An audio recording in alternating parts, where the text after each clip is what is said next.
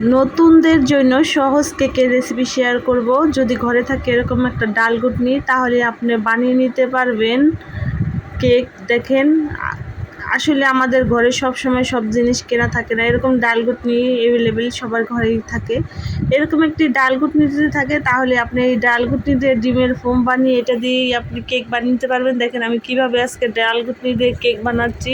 প্রথমে আমি ডিমের কুসুমগুলো ফোম বানিয়ে তারপর চিনি দিয়ে দিলাম, তারপর আস্তে আস্তে আমি শুকনো উপকরণ দিয়ে দিলাম পরিমাণ মতন। আমি সব কিছু নিয়েছিলাম, তারপরে যে দেখেন সব কিছু দিয়ে যে মিক্স করে আমি বাটির মধ্যে এই যে দেখেন একটা আমি এখানে বসিয়ে দিলাম। দেখেন 40 মিনিট পরে আমার কেকটা হয়ে গেছে। আমার জাল বাড়িয়ে দেওয়ার কারণে কেকটা পুড়ে গিয়েছে। আপনারা মিডিয়াম লো আঁচে রাখবেন জালটা। আমি একটু বাড়িয়ে দিয়েছিলাম, আমার ছেলে আসলে কান্না করতেছে কেক খাওয়ার জন্য তাড়াহুড়া। সবাই ভালো থাকবেন, সুস্থ থাকবেন। আমার ভিডিওটি দেখার জন্য অসংখ্য ধন্যবাদ।